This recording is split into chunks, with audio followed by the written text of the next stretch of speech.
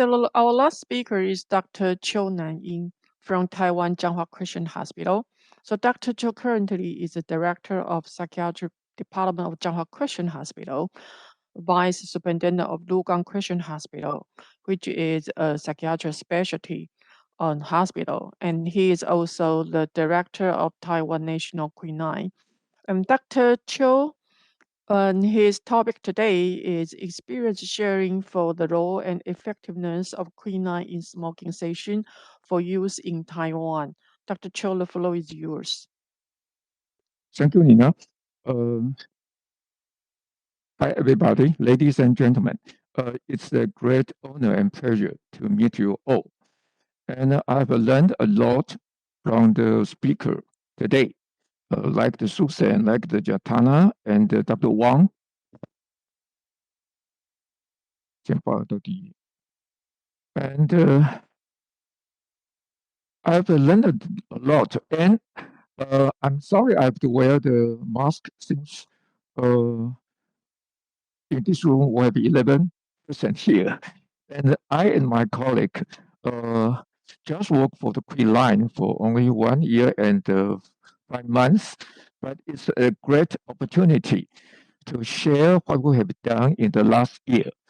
And today I will talk the experience sharing for the role and effectiveness of Quitline in smoking cessation for adolescents in Taiwan. And I will talk 4 parts, including the tobacco control in Taiwan and the Taiwan Smoking Cessation Quitline Service Center, and also the study we have done on adolescent smoking cessation in Taiwan last year. First, I will show you the smoking rate of people aged over 18 years old in Taiwan. We have the total population in Taiwan is 23 million people. You can see from 1990, the average smoking rate over this age is 32.5%. The male is nearly 60%, and the female is nearly 4%. But in 1997, we have the Tobacco Hazard Prevention Act passed.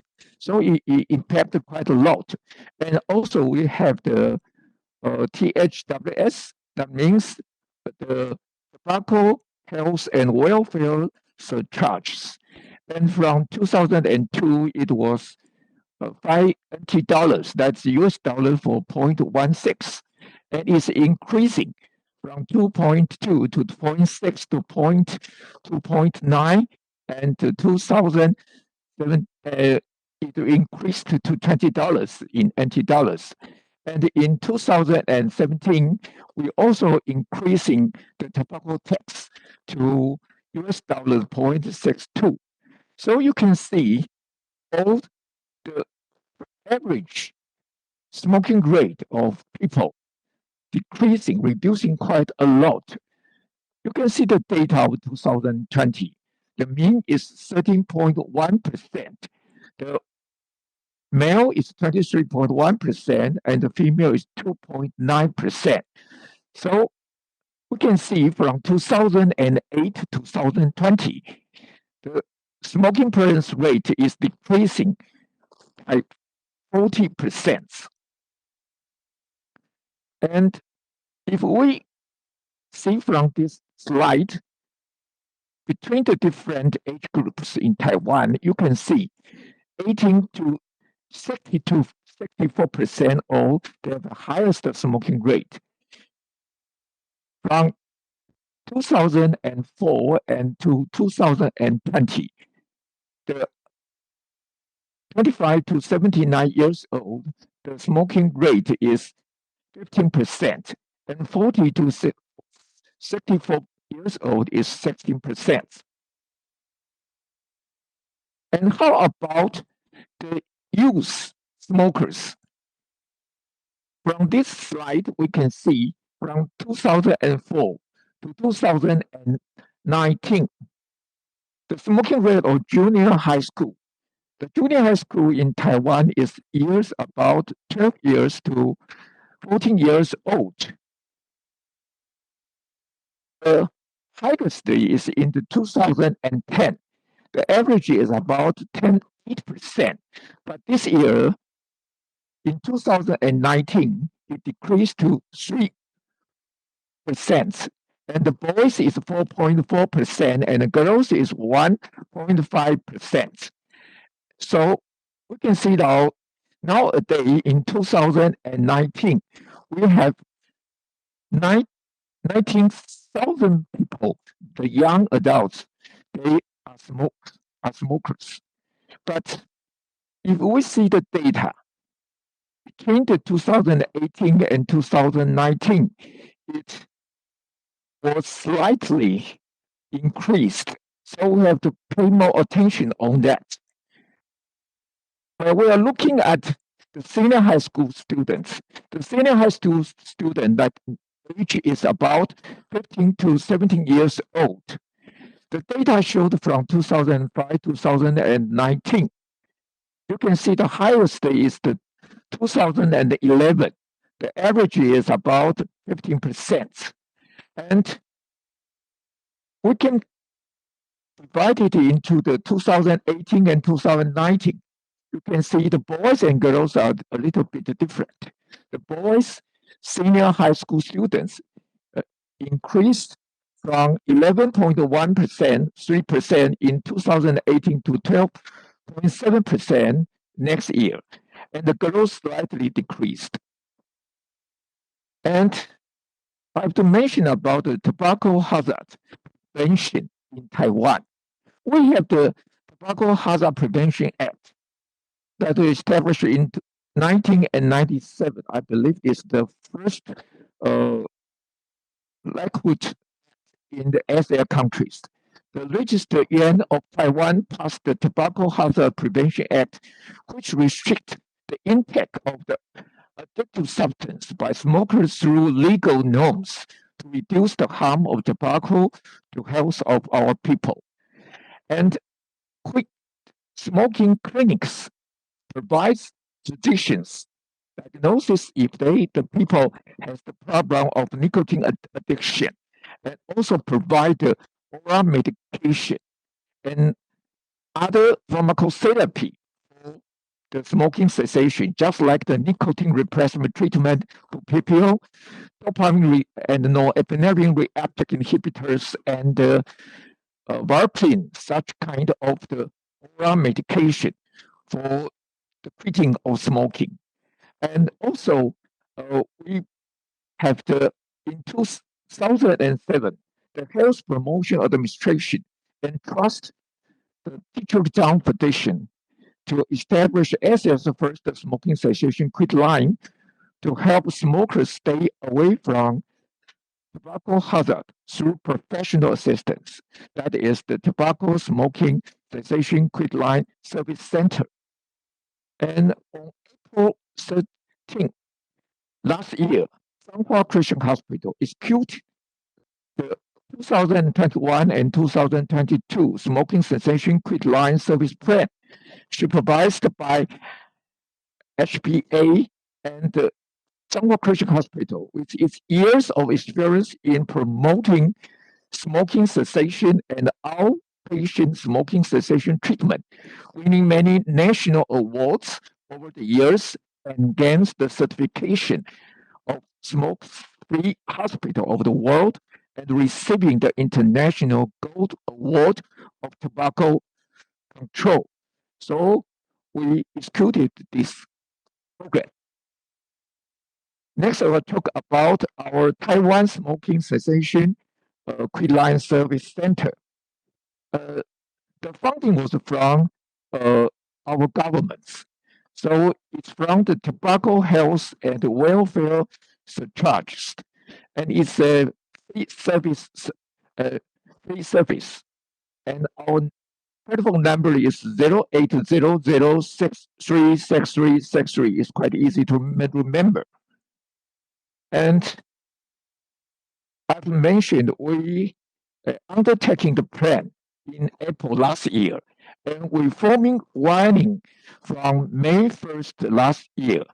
And our service period is from Monday to Saturday. That's 6 days a week. And from 9 a.m. to 9 p.m. And the smoking cessation service network, we have the multiple connection. We hope to jointly promote a smoke-free and healthy environment through the smoking cessation service network cooperation platform. So we'd like to connect the people who may be related to the smoking use and the workplace, schools, health bureau, and hospital and clinics. And we provide counseling and consultation. We focus on all kinds of people, like the general smokers, the females, young people, and the mental disorder patient. We have found in our research the mental disorder patients have a higher smoking rate, especially the schizophrenic patients and the substance users. So we are also focus on that. And also we pair the pregnant women and the new residents. You know, in Taiwan, we have many new residents come from ASEAN countries. And also we connect with the non-smoker who cares the tobacco using and the aboriginals. And we dedicated to this service of counseling and consultation. We hope we can provide holistic service, full service, and all-hearted service. We assess the people who connect our telephone, our line. We assess their tobacco smoking condition and arrange the assistance program that may be needed. We provide the information of the medical clinics that can prescribe smoking cessation drugs. And also we offer the information of how to quit smoking, like what's the nicotine withdrawal syndrome, how to perform the relapse prevention, and connect the telephone consultation and counseling service. We also ongoing track ex-smokers to ensure they can continue to maintain abstinence. And we use all kinds of contexts to transcend the limits of time and space. So we use the Line and also the YouTube and also the Instagram. Next, I will talk about the study we have done last year, the adolescent smoking cessation in Taiwan.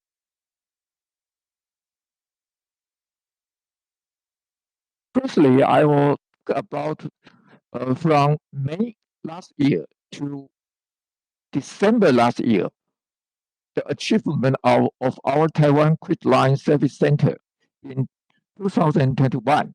The incoming calls received number is 16,600, and the number of case management is 6,085 people, and the quit rate at 6 months, that is 34.3%, and a satisfactory rate is over 90%. And we have corrected data. We found we have 312 adolescent smokers called our Quitline Service Center. The information of them is about 45 cases per month, and 28.5% of the young persons, they were issued consultation certificate. That means they will attend at least 4 consultations for smoking cessation. And the average of about 14% per month. That they have done more than 4 times in full acceptance counseling service. And 31% every month they received the service ranging from 1 to 3 times. And the structured counseling for adolescents we have arranged in our program. That is at least 4 sections. The first section will talk about the the consultation how to get the certificate and learn why they smoke and why they need to quit. And we perform the FTND, the Flagstone test for nicotine dependence. And also we provide a way to relieve smoking addiction and also set target for the tobacco reduction for the next week. And the second time, we will review the achievement of tobacco reduction when body discomfort appears after reducing the smoking amount. That is not maybe the tobacco withdrawal syndromes. And what are the ways to leave tobacco addiction? What are the results of quitting? And discuss with them the dangers of tobacco use. And also, we also assign the homework for them. For at least 3 times, we ask them to record the discomfort of body and mental after they reducing the amount of smoking, and ask them to write down the hazard of smoking and discuss with them. And in the third time, we'll review with them about the hazard of the e-cigarette and other cigarettes products. We'll lead the discussion about the benefit of quitting smoking, like the social aspect, physical condition, and the psychological conditions. And the last time, we'll lead discussion about how to help them to quit smoking and how to keep it, especially focus on relapse prevention. And from May 1st to December 21st, last year, I've mentioned we totally corrected 312 young people. The average age is nearly 16 years old. Majority were male, that is 84%. And their education level, 63% are high school level. And nearly 90% they are students. That means some they are not a student, they are not in school, and maybe they are at work or jobless and not in school too either. And we found that the demographic data of them, 31% of them smoked for 2 to 3 years, and 26% of them smoked for less than 1 year, and nearly 70% they are daily smokers, and nearly 40% they smoked less than 1 cigarette a day. And 36% they experience using the electronic cigarette EC, and 14% they are current EC user. And nearly 60% requested by their family members to quit tobacco smoking. And 28% they had experience of nicotine withdrawal syndrome. And 71% they were low tobacco dependence. That's according to the total score of FTND. And 60% they are willing to quit smoking within 1 month. And nearly 70% they have quitted smoking for at least 24 hours in the past years. And we analyzed the data, and we show the characteristics of successful and unsuccessful quitting among adolescent smokers we have received last year. And you can see that including the gender, the smoking frequency, and the total cigarette smoke day, and also the request from their family member to quit smoking, and the total score of FTND score, and the 24-hour quit attempt in the past year. I've shown is that it had a significant difference, but some they don't have significant difference, just like the education level or surrounding prohibition and the home smoking restriction and the smoking duration and the easy use, that was the data showed non-significant. And the area they live showed different too. Most of them lived in northern part of Taiwan. So 312 cases, we have enrolled 81 people, that is 26%, they successfully quit smoking. 74% did not quit smoking, but majority of them reducing their smoking amount. Only few people, they keep the same smoking amount.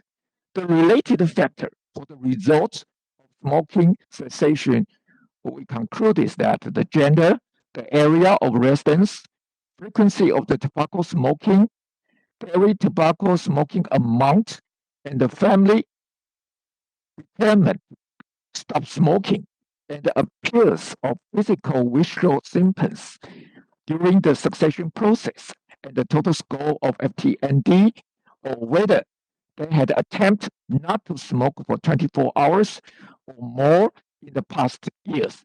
But some factors, they have the positive impact and some are negative impact.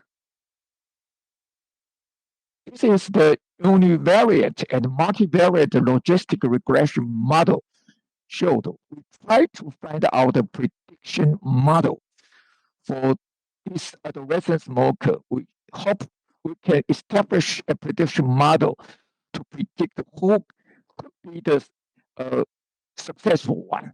And this is the result of it. And this figure shows the adjusted odds ratio. The 24-hour quit attempt in the past year, odds ratio is 3.41. And the request from the family member or others, adjusted odds ratio is 0.48. And the total smoking amount per day is 0.2. And the physical symptom after the quit smoking is 0.34, and the gender is 0.3. So we find that our conclusion is that reduced odds ratio of successful smoking cessation, less likely to succeed are boys, the longer the duration they're smoking, the greater the daily smoking amount, and their family request them to quit smoking, now maybe cause some tension or maybe induce some arguments between them. And appearance of physical withdrawal syndrome in the smoking cessation process, and who had higher FTND total score. There will be an attempt not to smoke for 24 hours in the past year is the only factor that includes the odds ratio of successfully quit smoking. And this is a Sankey plot dynamically displays the flow relationship between the predicted success quitting smoking. It's 5 factors between the predicted success quit smoking and the final successful quit smoking. So is that about the accuracy of prediction models? And this is the result of it. We have found that 45% has the positive prediction. The sensitivity is 67%. And the 86 has the negative prediction. And the specificity is 71%. This model prediction accuracy is 70%. What next we should do? We just organize this Taiwan smoking cessation line for 1.5 years. A lot of stuff we need to learn, we need to perform, we need to research. And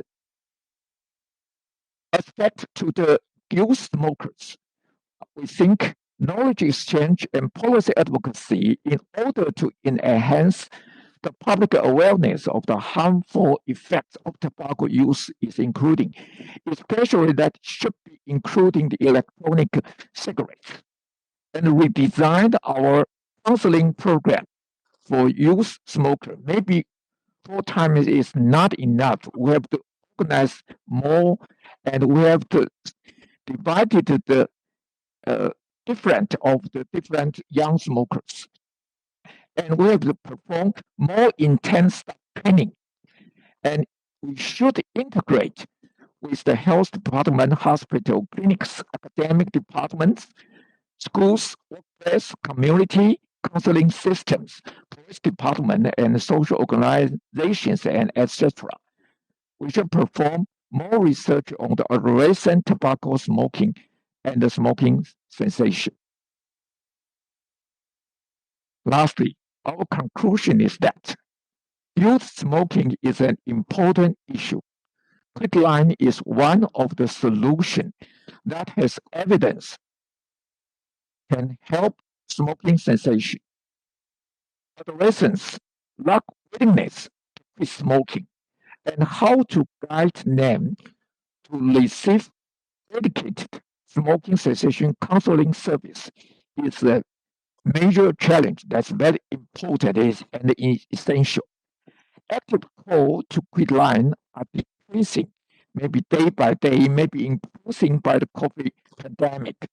Those who need to be identified through referral still need to think about how to improve our Quitline service.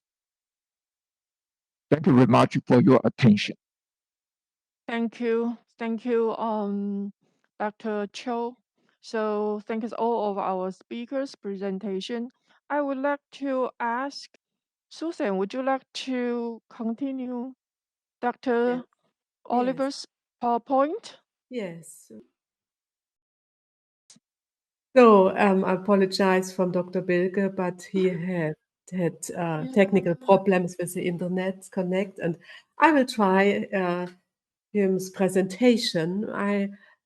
Oliver Bilge is in Switzerland and also about in the German area, a very good expert in nicotine addiction and general addiction in adolescence. He's a book writer from a lot of addiction books. And so I think he is not here, but I bring greetings then from him and a big apologize. And I will go with his presentation and will a little bit read about this. He starts with a slide from the age of the first cigarettes. It's often in 11 or 12 or 16 years old. And in this time, from the adolescence, is it establishing patterns of toughs in the adolescence. This comes from literal to abstract, beginning of pubertal thinking, introspective, self-awareness, versus focus on here and now, more idealism, immunity, and grandiosity, excess, the fairness. I think when we think in our adolescence, we have perhaps also a little bit reminder of our time in the adolescence. And the male behavior in adolescence is behavior of taking risk and cessation seeking, novelty seeking, testing boundaries, forming of new connections, action out, playing with the extremes, ignoring emotions. All the people in this adolescence times are thinking, oh, we are the held, or we are a big star. And from the female, it's a development task, take an effort. It's acceptance of our own body, finding sexual identify, relationship with people of one's own age, emotional independence from parents, preparations for career, preparations family, gaining the ability to act socially, responsibility, and building a stable systems of values. Nicotine relax and modulatants, a little bit different from male and female in the adolescence. And then our brain in this age is development. I think it's close with the 20 years old, the development from the brain. And so it's so critical when young people start with the smoking in an age from the 12 or from the 16 years old. And this time is our brain in a control development. And so it's so critical when in this time a younger person is start to smoke, then it is so integrate quickly the nicotine addiction in a young brain, in the adolescent's brain.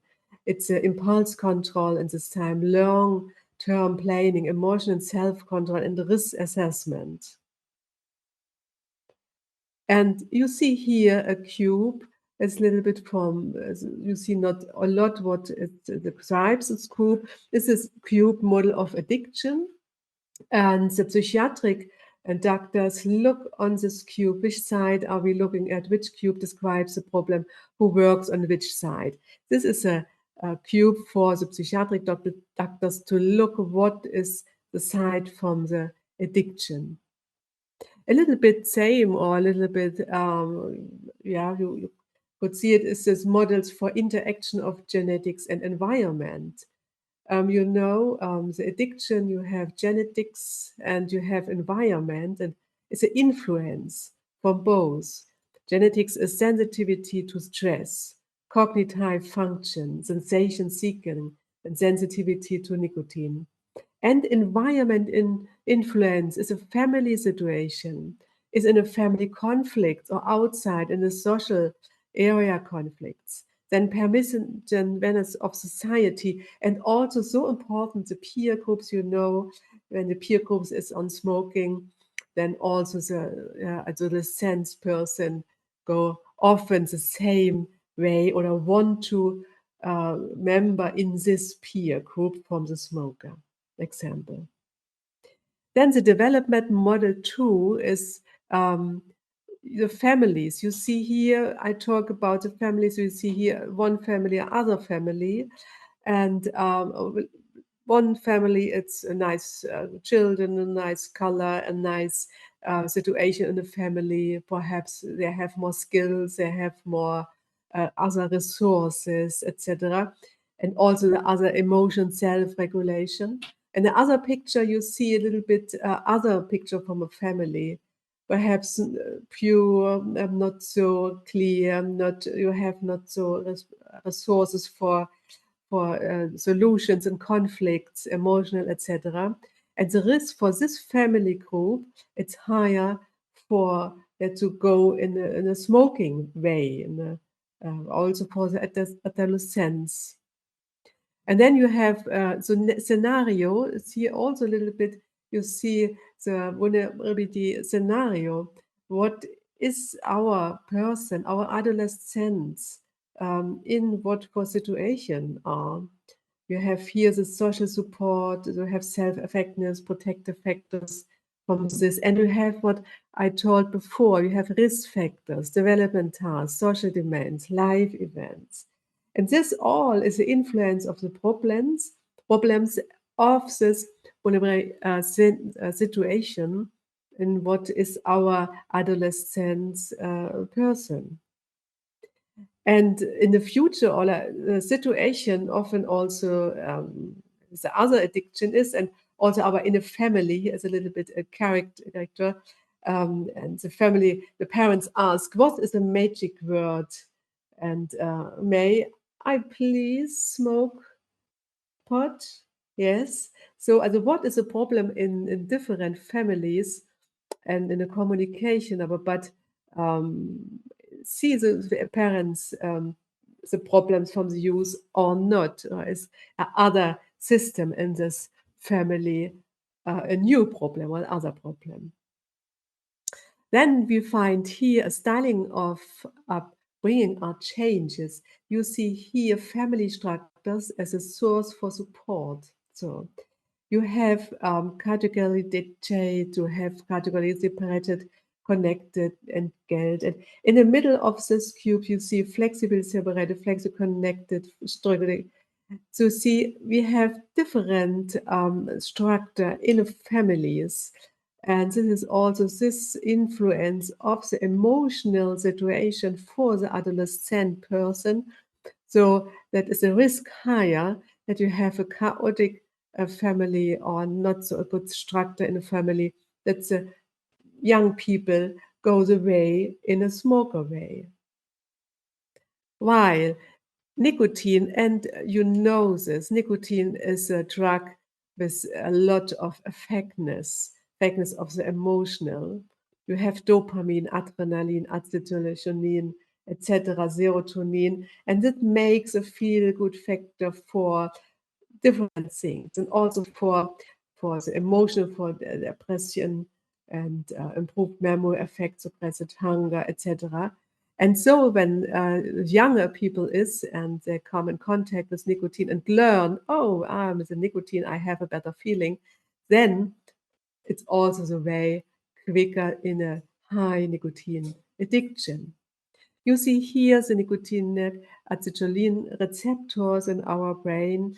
I think we have in our conference a lot of medical doctors and healthcare people. You know, this is our brain. You have a little bit information.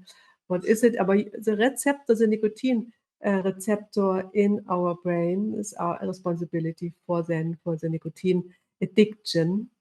And when people make a stop, you have to begin, you have normal nicotine receptors, then it's a little bit, you start with the nicotine, you have more, and then we have an upregulation. And when you stop, then you have your receptors from the nicotine more in your brain. And this is so the when we talk about nicotine addiction, it sets two addiction, a nicotine from the brain and also the nicotine in the behavior. And so I think it's important that we have it all, the development from the nicotine addiction in this age. You know, you have make a stop from the nicotine, and then you have perhaps craving, you have frustration, etc. This is then when the nicotine receptors to go with a hungry, to go with feed me with my nicotine. And so this is so 3 or more of the following criteria in the last 12 months is when you say, okay, you have a high nicotine addiction, and this is a syndrome, this is symptomatic from this. And so I think the message from Dr. Oliver Bilke is, look also every day of the nicotine addiction from a person, from the younger person is, desto more comes the nicotine addiction, desto so not more, you have more problems to stop the nicotine addiction when you earlier they start. And so I close this presentation with our take-home message.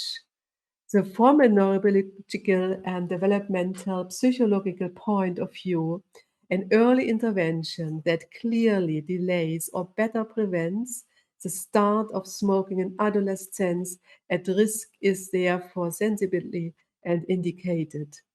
Smartphones and mobile phones can make an independent contribution to smoking cessation and complement other tobacco cessation offers in a meaningful way.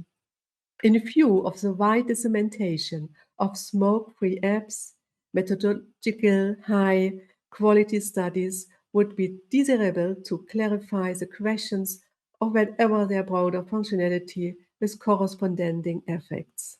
When recommending mobile self-help programs, such as selected that meet defined quality criteria. And this message and a little bit of text is from our book, what we have write, what come out in this year, Nicotine Addiction and Tobacco Prevention, from Oliver Bilke and my person and our lung doctor, Thomas Siegrist. And we say, do you have any questions? Feel free to reach out, to send us questions, and also to Dr. Oliver Bilke. And we say thank you, and perhaps we hope that perhaps we could meet each other in face-to-face on another place in the world in the next conference in the future. thank you very much for listening, and it's a pleasure for me to bring our presentation to your important, very nice conference to Taiwan. Thank you very much. Thank you so much, Susan. And so now all of our speakers are all finished their presentation, so we open for QA. And so if you have any questions, please leave your question as chat box and address the question to which speaker. So we'll collect the question to ask the speaker. So any question from our chat box? Okay. May I ask the Dr. Wang of Hong Kong, Kevin? Yeah, please. You have a great experience on the youth smoker quitting. And most of them, we are performing the individual counseling. And what's your opinion about the group counseling in the youth smoker quitting? Yeah, thank you. So thank you so much for asking this. We are quite the same. We used mostly the individual group, individual counseling. We start to try some of the so-called group counseling using the, in Hong Kong is WhatsApp. In Taiwan, I'm not sure whether it's Line, right? We will create the WhatsApp groups for them to mutual support themselves. The effect, we preliminary done it in last year. The preliminary result is okay, but not very big. I mean, the effect size is not very big. And the thing is that you need to have a moderator in the group in order to make it active. Because they, I don't know, in Hong Kong, seems they are not very active to sharing. Then we create some topic for them to try to share in that group. Yeah, so we do it not randomized control trial, just kind of the pre-post. And we are still revising it and see whether we can obtain some funding and then to really run some of the RCT to see whether this group base through the M Health can really be helpful. But the thing is quite easy, I mean, to do it through this instant messaging platform. Yeah, thank you. Thank you, Doctor. Another question I would like to ask Kevin again. That is, now the EC is quite popular in the young people. And what's the difference of your strategy while handling the dual user and sync model users? You mean the provide the counseling for the e-cigarette and versus the conventional cigarette? What are the difference, right? And also, while they are combined, they are the dual user. They also use the EC and the ordinary cigarettes. Yes, frankly to speaking, because the absolute total number of the user is not very big in Hong Kong, we just do a quick record checking. We only have around 67 youth caller. They are using the e-cigarette or Hilo Burns. We provide the generic smoking cessation counseling, peer support, motivational interview to them to handle this.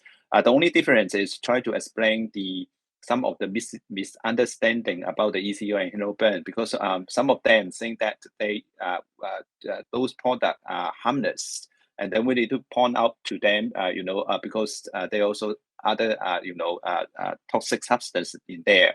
And also, locally, our finding is pointing to that the EC and Hilo Burn not very effective and helped quitting. So for those dual user, they also have the risk for the increasing on the nicotine consumptions. And also another our study actually found that those dual user actually they had less success rate in the total abstinence because of the increase of tobacco intake from the conventional cigarette and also the e-cigarette Hilo Burn.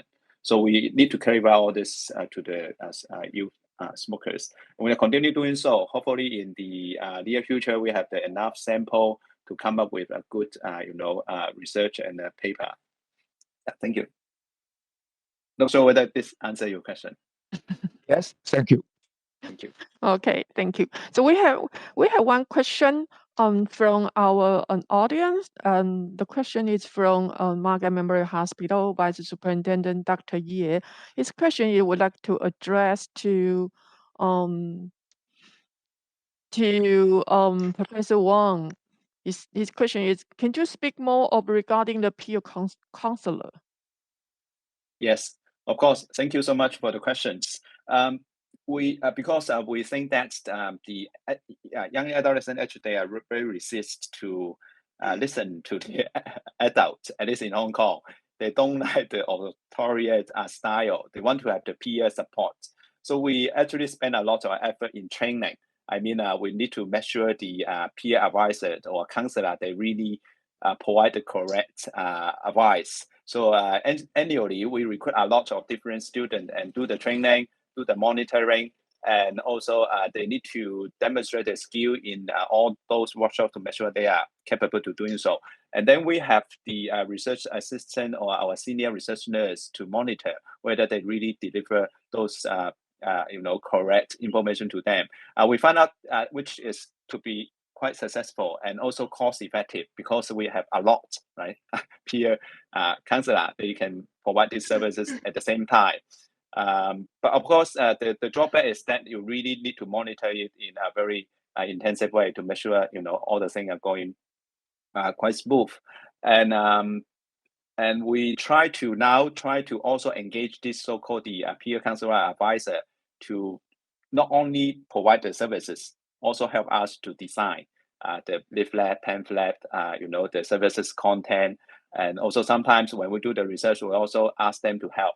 So try to gradually increase their role in the whole process. I think this is, I don't know, perhaps a bit of the future, let them help themselves.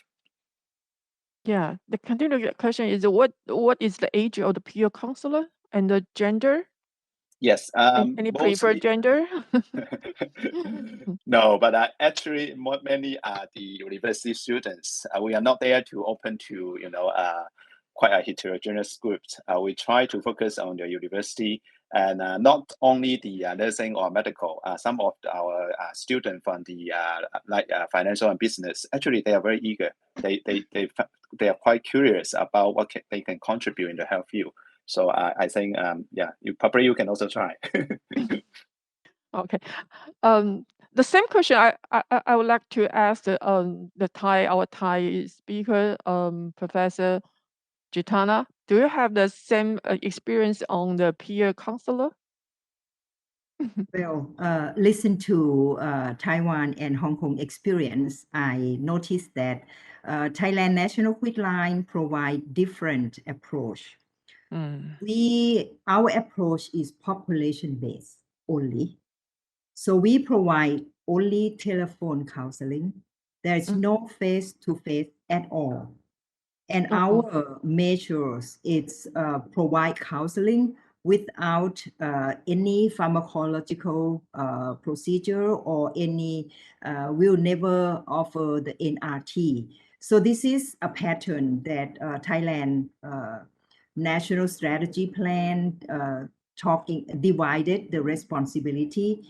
The smoking cessation clinic in the hospital, whereby there is the doctor and pharmacy, will use the pharmacotherapy. And then as we are expert in counseling, we work with them. And I mentioned about integrated approach, that we work together by referral system.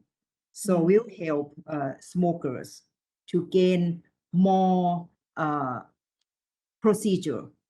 And then some of the our clients are unable to quit. And we found out that they have a strong indicator that they need the medical, they need the pharmacology. So we try to connect it to the hospitals. So that's our approach. So in Thailand, more or like population-based than individual-based. So we are work on outreach to increase accessibility by networking, but not our staff. Yes. But how about Susan in Switzerland? Your experience?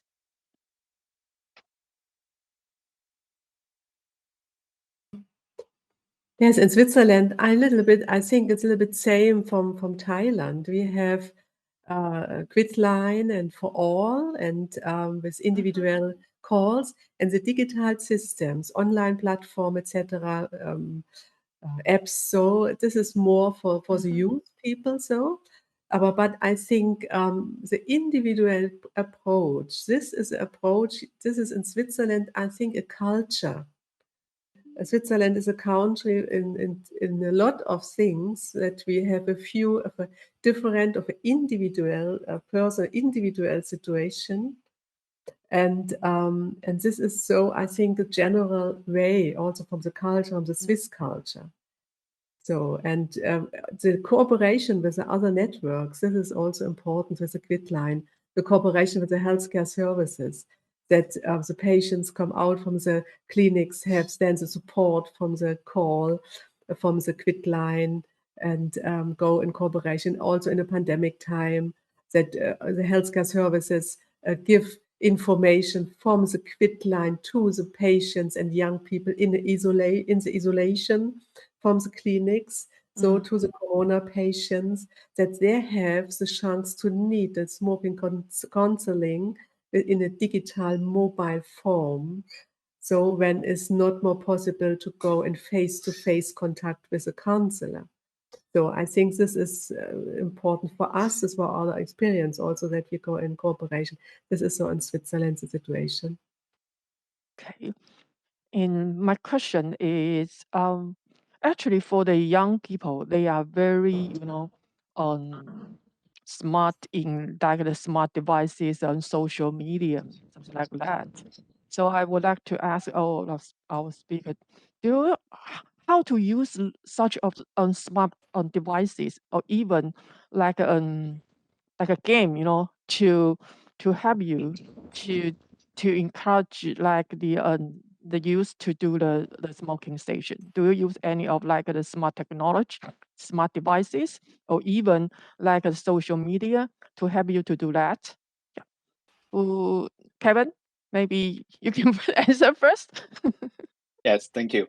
We do. As I said, we do use the social media sites to run the assessment and recruitment, and also deliver the chatting over there. And we also currently develop some chatbots. I mean, some of the youth, they don't want to talk to you. Probably it is more self-directed information seeking from the chatbot. And they also have a function for them to connect to the real-time peer supporters. Yeah. So I think that will be, I don't know, but in Hong Kong, people are used to use this technology rather than to see the real people. So we are quite keen on this. Yeah, thank you. Yeah. Gintana, Professor? Yes, I really like to give you our experience on this one. We know that youth tend to use mobile phone a lot. Yeah. So we developed the mobile application for the youth to interact with our counselors. We have to stop that because we did not gain popularity among these youth. They tend to talk among themselves instead of talk to the counselor. So that mobile application won't work. And I see that in the latest recommendation of US Surgeon General, still not really recommend for mobile application. Okay. And you know that our position is we are population based, not integrated any peer support or face-to-face at all. So purely mobile application. So instead of mobile application, we use live chat. You know, it's this is a kind of social network. It's become a popularity, but we noticed that the end for these youngers, these youth who are chatting with our counselor, finally make decision on get to decide quit by or receive SMS instead of continue chatting. That's very interesting. And I think that I agree with Susan to mention about the culture. You know, in Yeah. Thai culture, if you are labeled as nicotine dependent, and you know nicotine dependent is a kind of addiction, right? Mm-hmm. So you need drug, you need pharmacology, but the drug in Thailand is not available for free. So they have to go to the hospital and ask the prescription. So this is a way that we work together, how Thai people can get the best cessation support. Okay, so this is what it is. And that's the situation about the social network. We recognize that the youth really fond for this one, but they don't want to they don't want to be a peer to anyone except their groups. Okay, so that's to work with counselor. It's still we know that it's our challenge to reach this group, and we will keep working on it. Thank you so much. Thank you. How about Susan? Yeah, thank you. Thank you very much. I think in a moment, the one thing is with your question with telephone call apps, etc. And I think I see in our group, in our conference, Valentina Bianchi, Dr. Valentina Bianchi. She is from Switzerland, and she had a wonderful project with sportive young people. And perhaps Valentina, when it is okay for you, Nina, when I give little words, Valentina, Dr. Valentina Bianchi, she is a tobacco cessation expert, and she is a people from the board, from the Swiss network, and perhaps when she could talk about from her experience, is this okay? Is 3 sentence, Valentina, perhaps? So we're on the end from the, but she had, I think this is interest for you. It's okay, Valentina? Good morning, everybody, and thank you for this chance. Since 5 years, I started a project with the youngest athletes from 11 years old to 17 years old, and we make a prevention on different things, and is smoke, drugs, alcohol, nutrition, and doping. And this is very interesting because we have focused our attention on smoking, first of all, and it's differentiated the program between the 11 years old to 17 years old because it's customized. It's customized to the age and to the scholarity. So we start with the youngest with a few information that they goes in deep as soon as they grow up. And these athletes takes this information every year. So it's a sort also of refresh of the notions they have already. We have focused mainly in the last year on the nicotine dependence, not only on the tobacco dependence, because there are a lot of new way of nicotine consumption. Moreover, in Switzerland and in Europe. And we are facing with a sort of epidemic by the puff bars and of snus. And these two way of consumption are really very, very challenging for us because it's difficult to make these young people to quit. Also because you know that every nicotine replacement therapy is off-label for the ones below 18 years old. So it's a sort of a motivational interviewing, and just before all with this project is to inform because information, in our opinion, is the best form of prevention.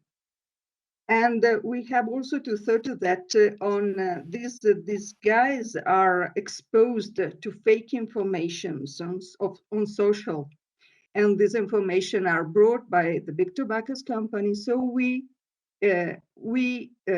really force themselves, and also the parents, and also the pediatricians, to give all these guys the most complete information, also on the physiological and the effects of the nicotine and tobaccos in our body, on this new mixture of vaping liquids, about also the disease that can arise from smoking habits, the components of a cigarette, and of this vaping gas, for what we can know, and also how the big tobacco companies manipulated them. And this is very interesting, because when these adolescents know that they are a sort of victim of them by marketing and by other, with the introduction of all these aromas and so on, they feel themselves betrayed, sort of things, and they have a reaction. No, I don't want. I want to be free to choose. Yeah. And this is the how we conducted this project. Okay. Thank you for sharing, Doctor. And Thanks to you. yeah, what we have the question from the Health Promotion Administration, and Dr. Liu, Miss Liu Jiaxiu, you want to ask a question? Yep, please. Yeah. Thank you, the chairman. And I'm Vivian Liu from the Tobacco Control Division in Health Promotion Administration. And today it's very thankful for the three distinguished speakers for sharing your experience. And I have one question for Dr. Jitana.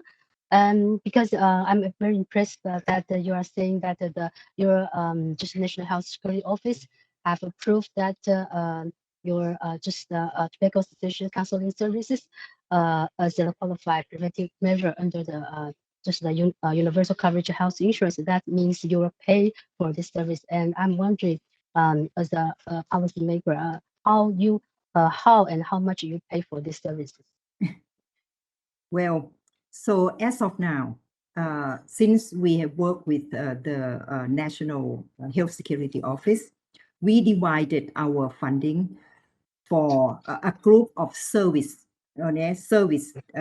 expenditure and administrative expenditure. So in the service expenditure, we will reimburse by the Social Security Fund, and which is not a whole lot. As of now, you may surprise that this is the number, okay? 50 baht per counseling, regardless of how many minutes.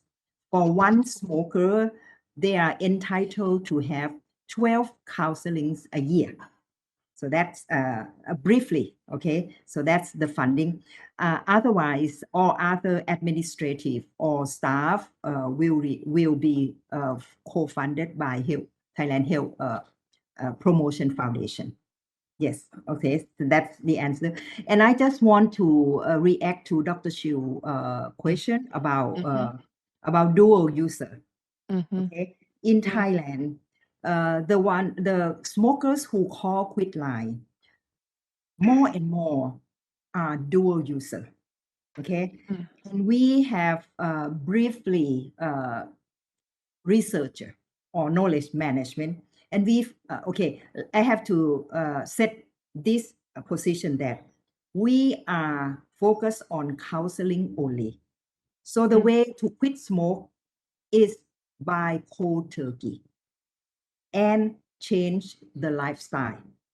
So when so the important is when they have intention to quit, we will provide the intensive counseling for changing the lifestyle, and that's for all kinds of users, for all kinds of cigarette user or nicotine dependence.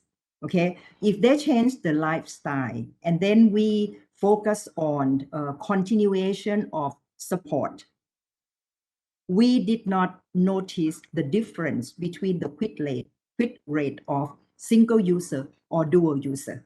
That's our observation. Thank you. Thank you. Dr. Chu, do you have any response?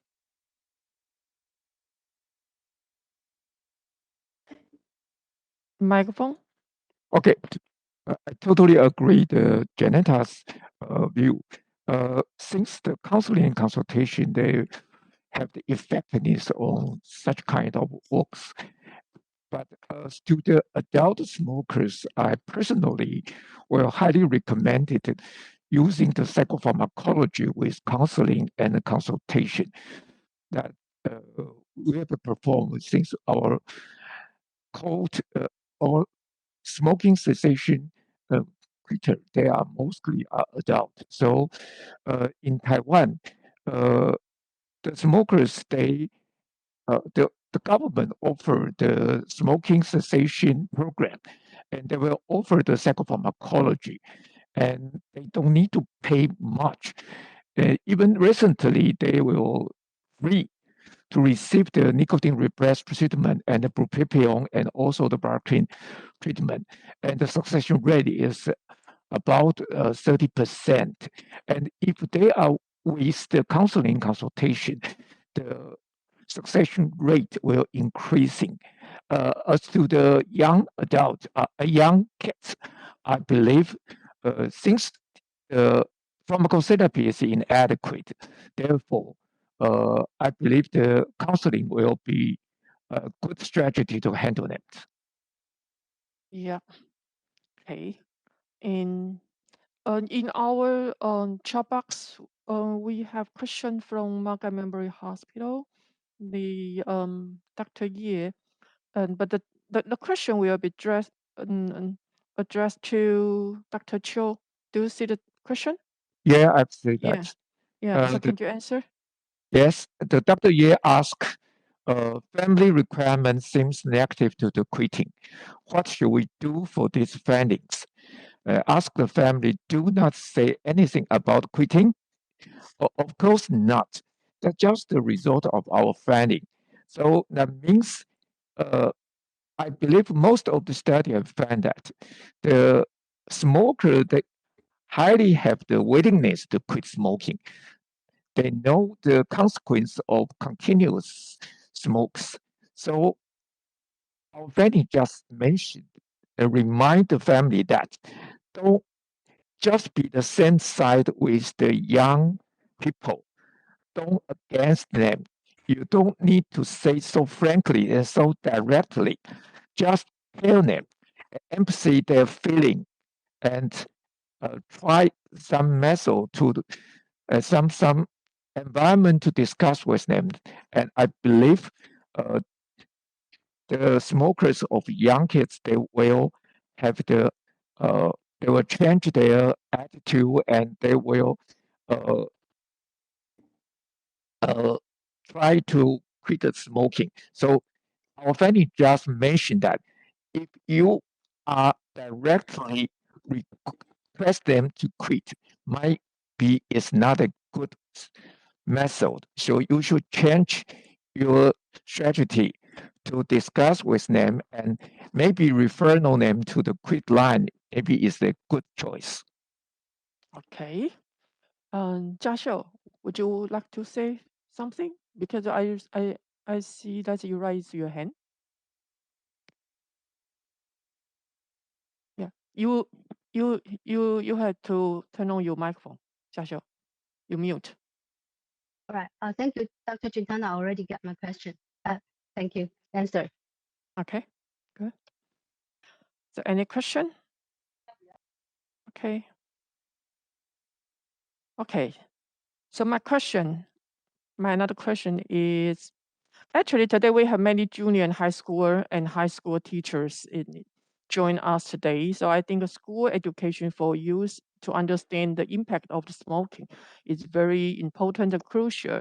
So can I ask the speakers to give some of ideas, tips, suggestions for our teachers today, and how to dealing with the young smoking issue and how to encourage them to quit smoking? Yeah, maybe we can start from Susan. Okay, thank you. I hear from we have experience with a good school project with video interviews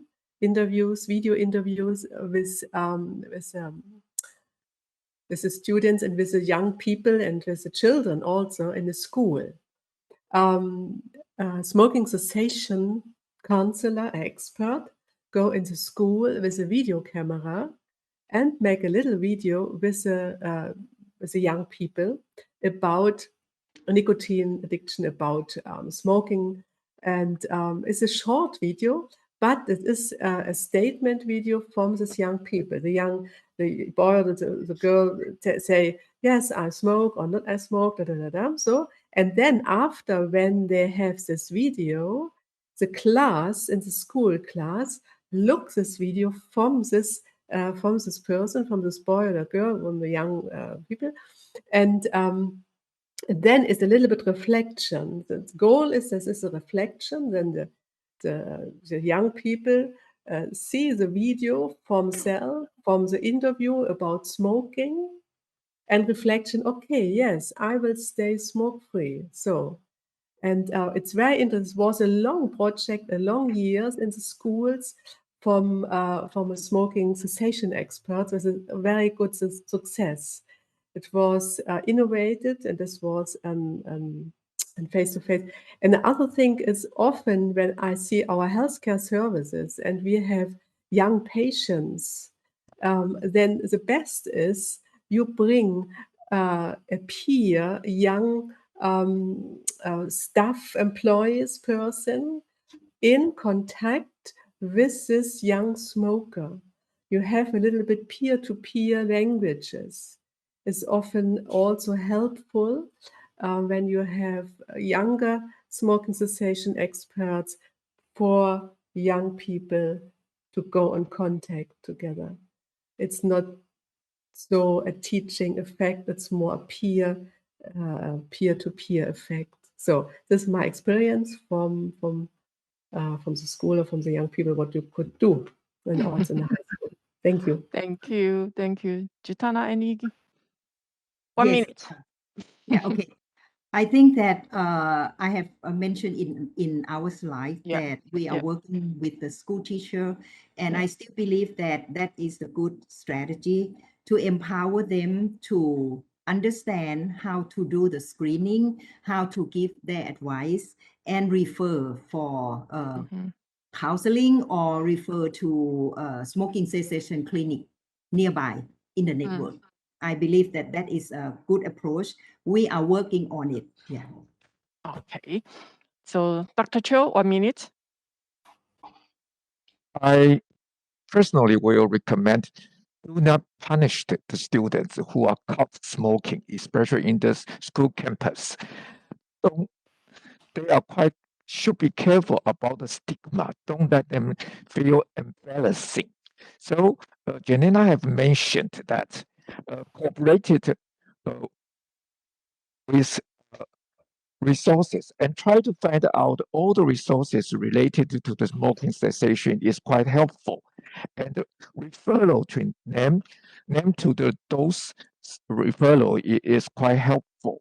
And also, you can contact the nearby hospital or clinic. Some physician maybe can be helped. Since I am a physician, I personally will think you have to evaluate the mental condition of the kids who are smoking, since a lot of them maybe suffer from some psychiatric illness. So that is one thing we have to be careful. Okay. So I think our time is almost up. Lastly, I would like to invite Dr. Wei from Health Promotion Administration, the Deputy Director General, to close the our today's seminar and give us a close remarks. Professor Wei? Oh, okay, you are still there. Thank you. You mute your microphone. Please turn on. Honored guests, Okay. Go honored ahead. guests, ladies and gentlemen, good afternoon. After insightful talks by 5 speakers and fruitful discussions, this conference is drawing to a close. We are grateful to hear experts' practical experiences as a valuable reference for practicing, and also looking forward to having further mutual cooperation with our international speakers on tobacco prevention and control. In addition, special thanks to Dr. Cho and his team for their efforts on organizing this conference. I wish you all many years of good health and prosperity. Thank you. Thank you so much. So I'm going to close today's conference, but we still keep this the screen here because some of our participants they still need to sign out for the continued educational credit here 5:40. Yeah. So thank you very much for all of our speakers. Thank you. See you next time face in face. Hope so. Bye-bye. Thank Okay. you so Bye. much. Thank you Thank so you. much. สวัสดีค่ะ Bye. ขอบคุณค่ะ สวัสดีค่ะ ค่ะ Bye. ขอบคุณค่ะ Thank you.